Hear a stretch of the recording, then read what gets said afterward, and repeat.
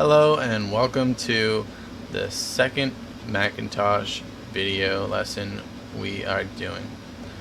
It will consist of what would usually be day 2 of our multi-day lesson plans. Alright, and jumping right into it, we're going to be going over file navigation and utilizing Finder. Finder. What is it and how do we use it? So we're going to be going over the main points such as getting around Finder, creating folders, moving documents, finding your documents, duplicates, and aliases. This is a photo example of both the logo for Finder, which is on the left side, the smiley face with the two different colors, the blue and the gray there. And then the right picture is a window of Finder. So when you choose to open it or create a window for Finder, since it's technically open in the background, this is generally what it will look like, although that can change, as you will see shortly. Alright, let's jump into a quick live example of both the Finder logo as well as a Finder window on a Mac computer. So if I exit my presentation and then minimize it, I can see that down here in the bottom left of the screen we have Finder, and once I click on it, it will open up a window for me. So right now for me it opened up to recent, and the style I have right now is as icons. We'll go over that in a minute, but essentially you can customize various aspects of how Finder is laid out, which will then help you utilize it better. Alright, and back to the presentation. On this screen we have a couple key elements of Finder.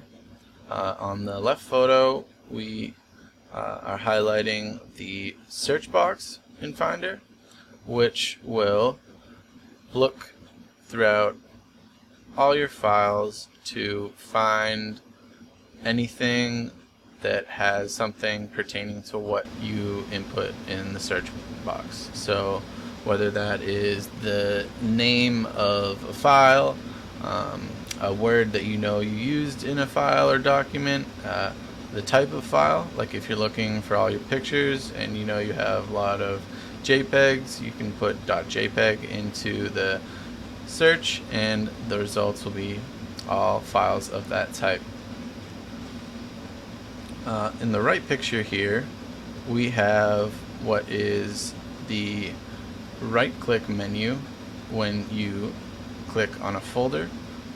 It will be similar if you click on most other files of any type, and what we have highlighted in that right click menu is duplicate.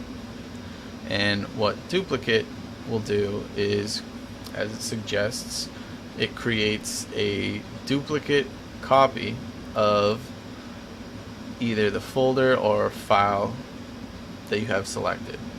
So in this case it would create a second folder right there in that Finder window that I could then relocate without having lost the original location for the original folder.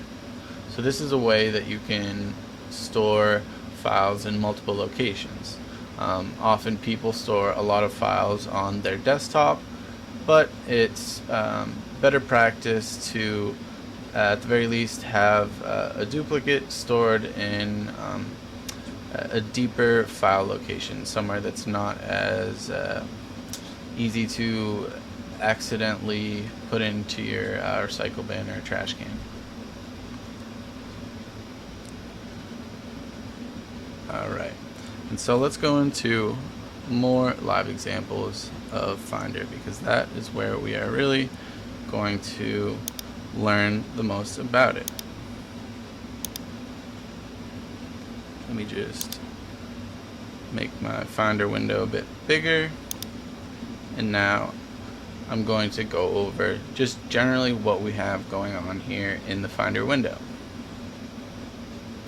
So on the left side, we have a column that is always a separate aspect of the window as a whole. So the window as a whole is, everything within the edges that I'm poorly outlining right now with my cursor. And this column acts separately from that while also being part of it. So everything on the right side here will be where you currently are. Like that's where that's what you're looking at. Like this is the location that you are at within Finder. Think of Finder as something that takes you to various locations in your computer. And in the column, that is where you find a way to access these various locations. So it's sort of a directory, as well as serving a few other functions. And as you can see, right here it specifically says locations, and in this sense it starts with the normal way that computer file structuring works, which is the outermost or biggest part of the file structure, and then going one layer deeper in each time. So in this case, a program I'm currently running to record this, Camtasia, shows up here, but it won't have much in it.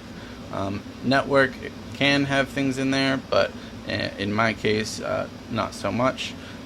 Pretty much everything is going to be physically stored on my MacBook Air, and that's what Macintosh HD stands for. It stands for my MacBook Air's hard drive. So when I open that, then I have the next set of locations. So all of these locations are inside of my hard drive.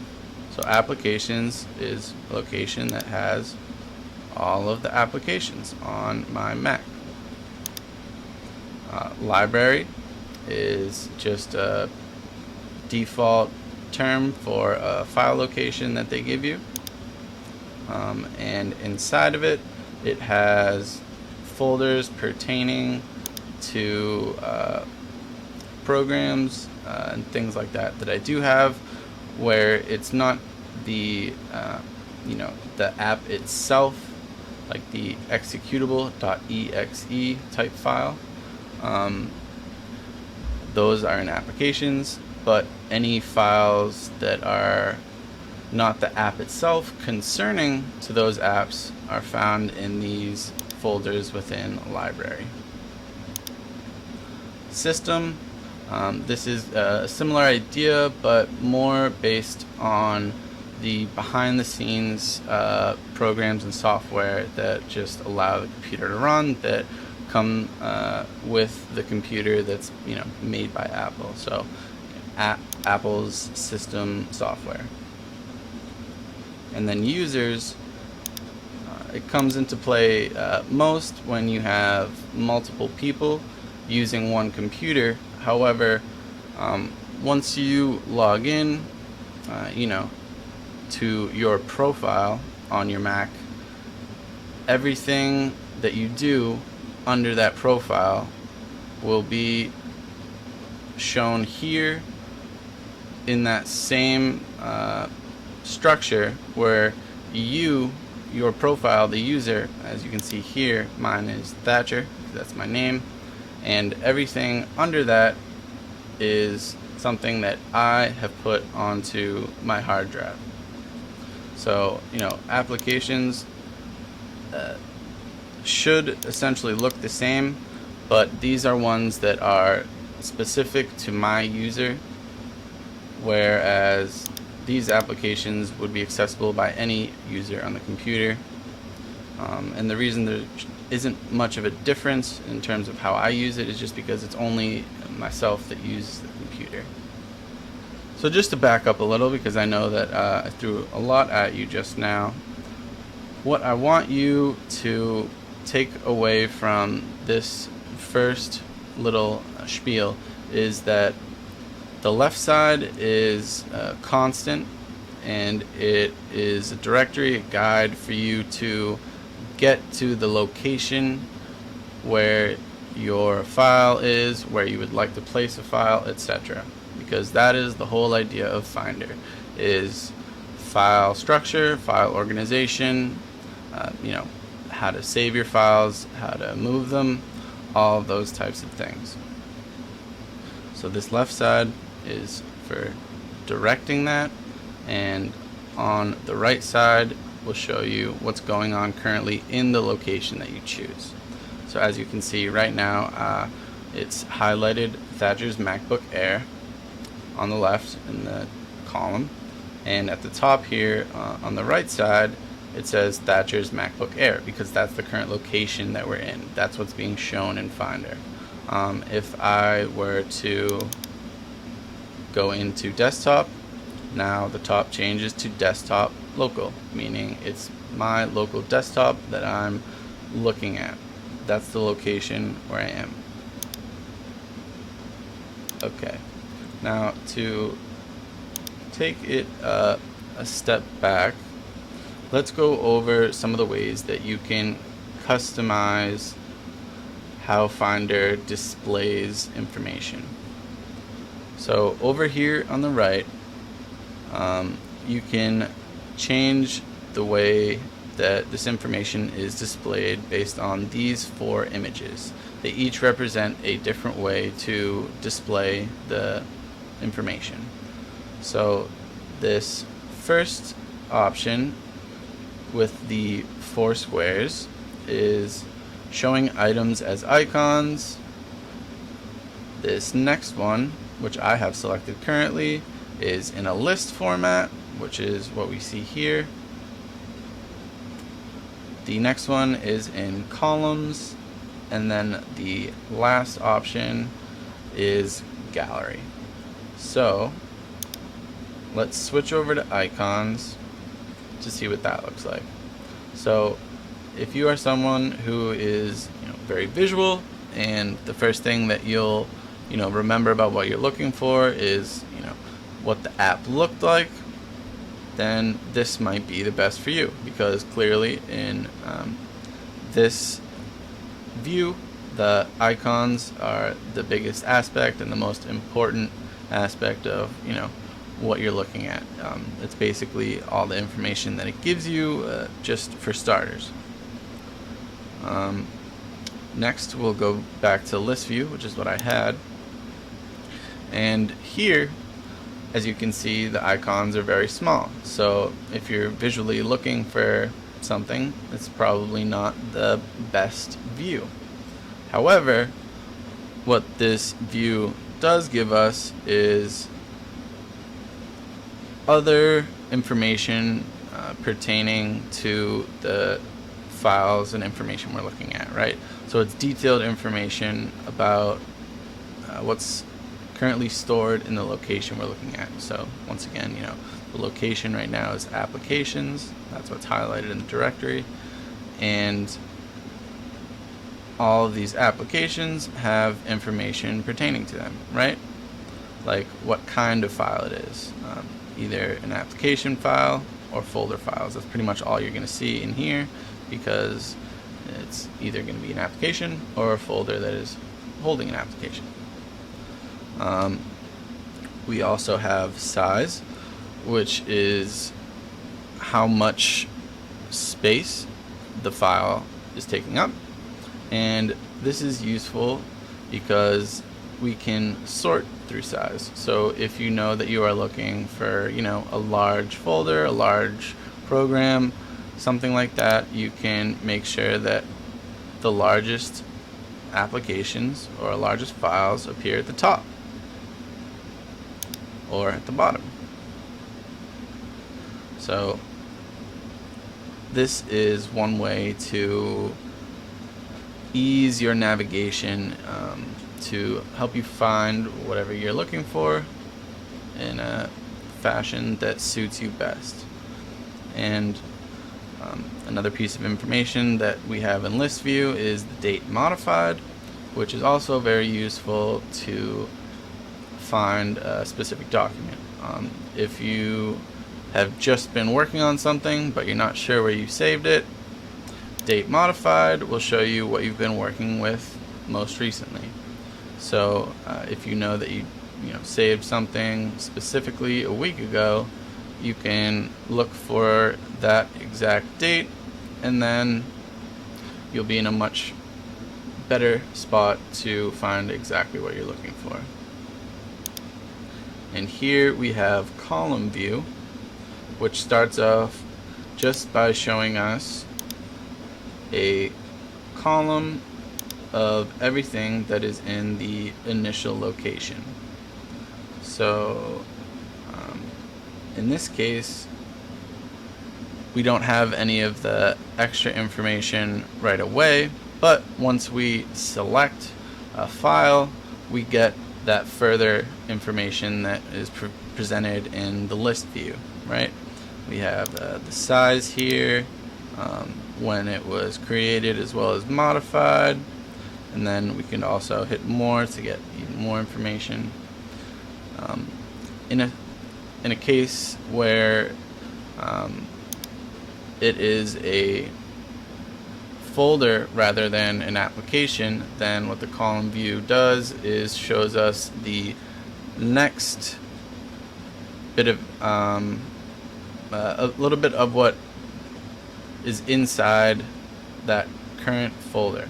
So we're still in applications in this column, but once we have Adobe Acrobat DC selected, we're technically in that folder, and what's in that folder is here.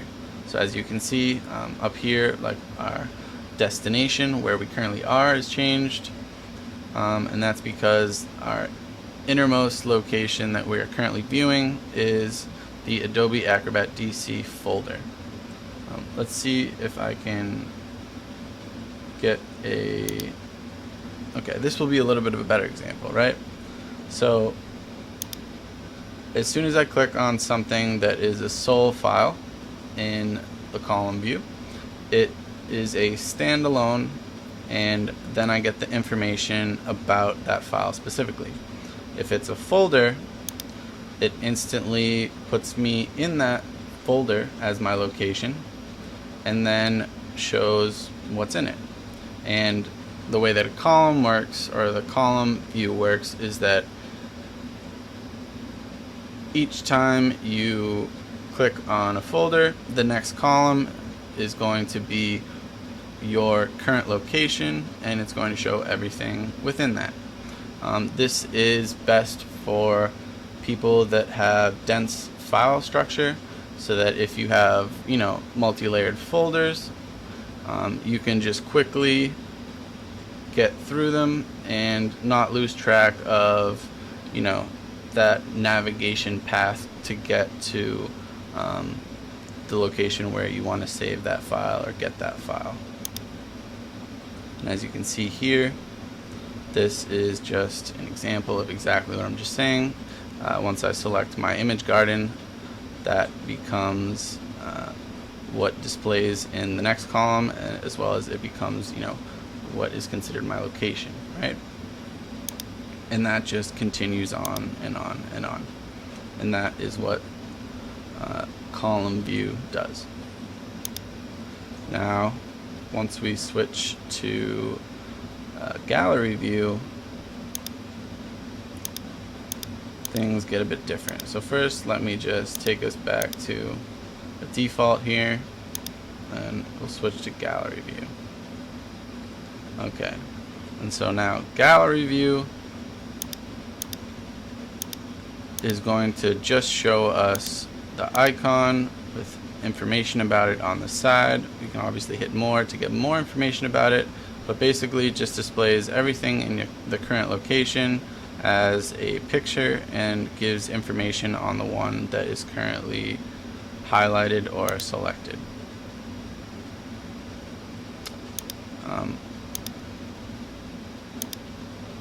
For the type of views that don't allow you to quickly change what is determining the order in which they appear, like the list menu does, we're able to choose size, what type, date, etc.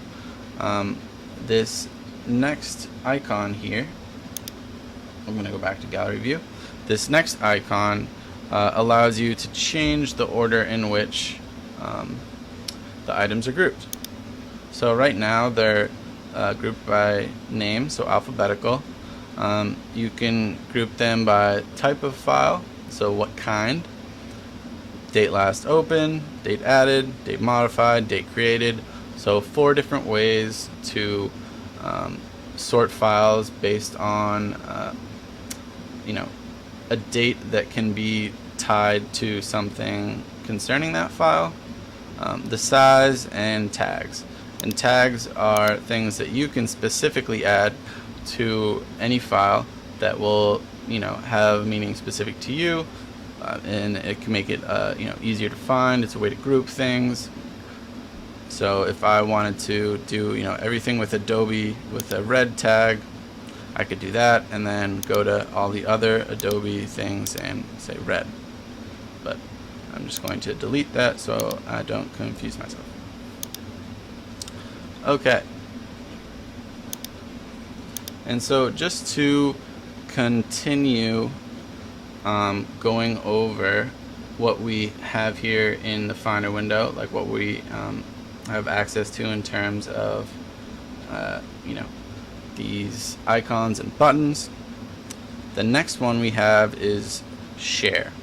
So this is something you might be familiar with based on other aspects of phones and computers, but this symbol, which is somewhat of a universal symbol for sharing, is a square with an arrow going outwards or up. And so if I were to click on that when I have a file selected, it gives me a few different options for how I can send, which is sharing, this file with others. So I could send it through messages, AirDrop, which is a Mac specific way to send files. I could send it through notes. I could add it to photos, which makes it a very easy to share thing within Apple's ecosystem. I could also do email, various other things. And when you hit more, it takes you into system preferences and shows you what you are currently accepting as methods for sharing, which you can then customize. This next button is for editing tags, which we just went over a little bit. This is just a different way to get to that, and for a specific file, or if you want to look up all of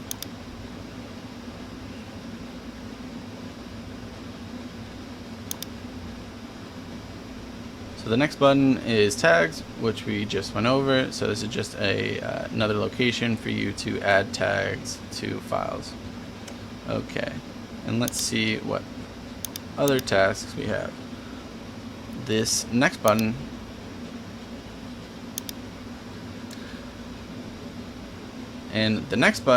is what brings up the rest of our options for what we can currently do based on what we have selected. So right now I don't have any files selected, so what I could do would be open a new tab, show search criteria, use groups, how I want to sort things, show view options, which is essentially just what's going on up here. But when I have a file selected, this menu changes and gives me a lot more that I can do with this specific file, such as creating a duplicate, which is something we went over earlier. So this menu is very similar to if I were to select a file and right click on it, you get essentially the same options. This is just another way to do that. You may right click or option click. They will both bring up the same menu. Now that we've gone over the layout of Finder and a lot about how it works, let's get into some of the specific common things that you'll want to do that you can then use Finder for. One example would be to create folders and to move files. So what we're going to do is choose our base location. So under favorites, it has various locations that are pre-created, predetermined for you, that it puts at the forefront of this directory because it just ease of access. However, those locations exist within the hard drive if you were to go into that file structure. But since we have these shortcuts to get us to a good location as it is, then we're just going to use that. So right now I clicked on Documents under Favorites, so Local Documents is where we are. And it says local because potentially if under a network system you could be looking at the network's documents opposed to just your local physical on your computer documents. Okay, so what we're going to do is go ahead and create a new folder. So now that we are in Documents instead of Recents, our drop down menu has a few other options such as New Folder. But like I said, right click gives us the same menu. It's really just preference.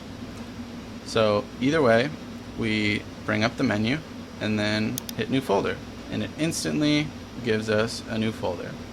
And so the folder is highlighted as well as the name of the folder. So what we can do right away is rename it without having to do anything besides type the name in. It's ready to be renamed. So I'm going to call this one test folder.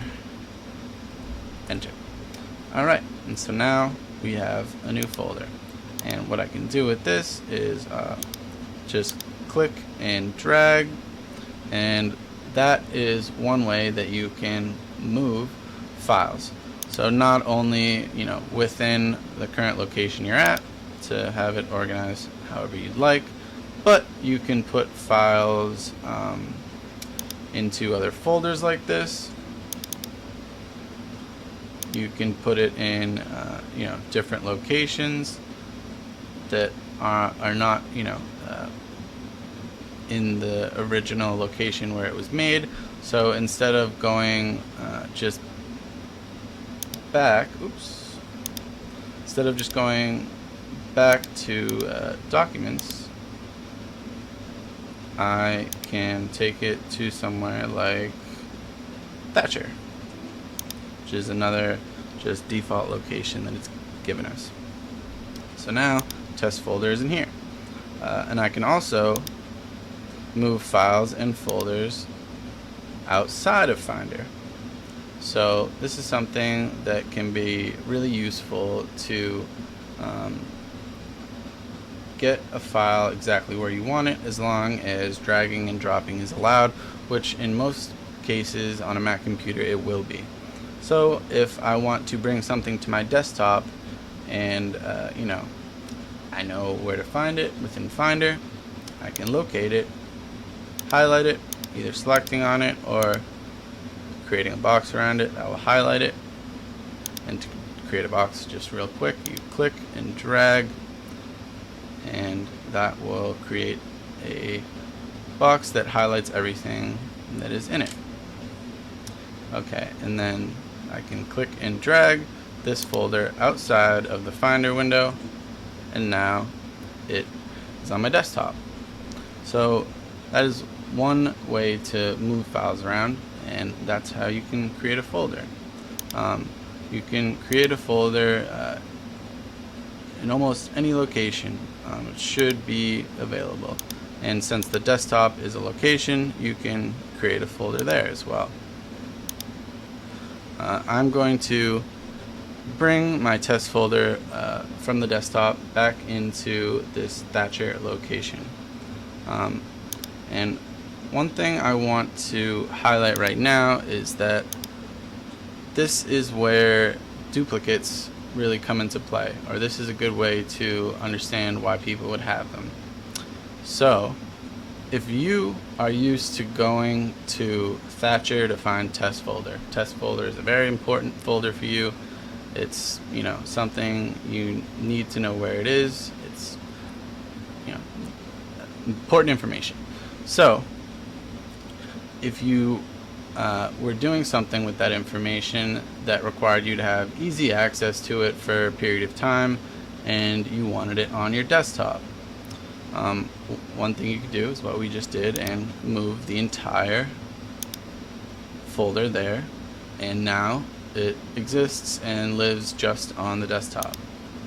But let's say we wanted to keep it where it is because it's in this location that we know where it is at all times. It's, you know, important information to us. That's why we have it here in this location, but we also want easy access to it.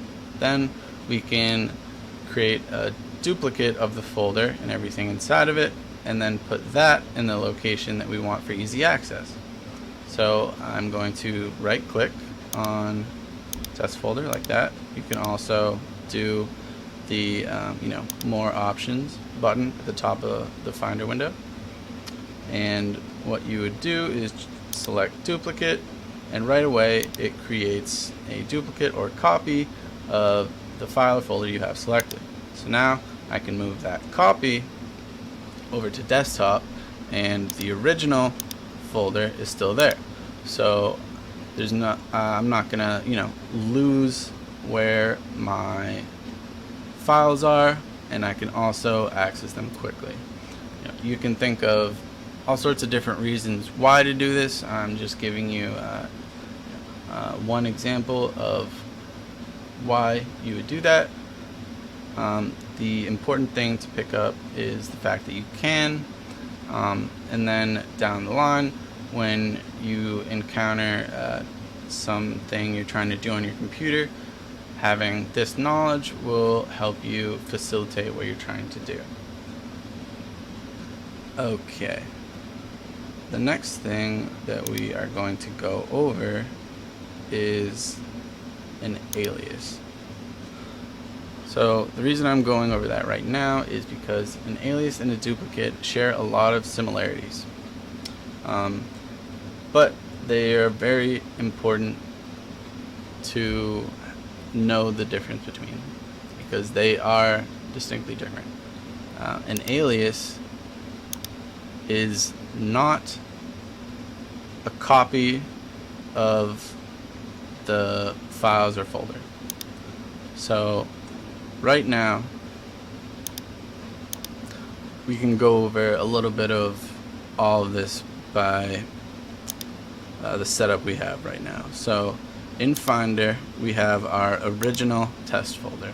This is the original file. This is where it actually exists, right? This is a duplicate or a copy of that folder. So everything pertaining to it is here as well. What the alias does is it opens the folder on the desktop, which would seem very similar to the copy. However, the alias aspect means that it is actually doing a function that takes you to the original location where that file is and then displays it. So this is actually the exact same as this. And you can tell, not just by their contents, which is empty, but right here it says our location, right? Like we've been talking about this whole time. Like this is where we are. We're in the folder test folder, right?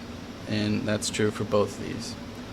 So now if I open up the test folder copy folder, it gives us a third Finder window. Each one of these windows is Finder, which is why it's always running, and you can't quit out of it. Just little side notes right there. But so now we have these 3 instances of Finder open, and you can tell exactly where you are by the top here of the window that says our location. So in the first 2 cases, we are actually in the same location. We're in the test folder. So the alias didn't open a different location. It brought us to that original location that we created an alias from. It's a shortcut that brings you into that location, whereas a duplicate is an entity of itself, which is why it's its own location with its own name. Something we haven't gone over a lot in this lesson, but is a great feature of Finder, is the search bar.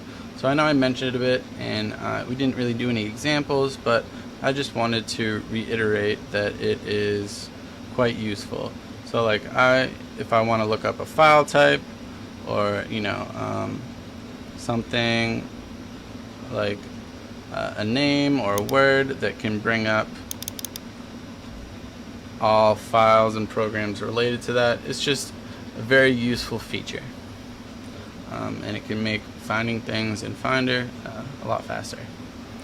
So with that now being said, we have covered pretty much everything that we were planning to in our second lesson.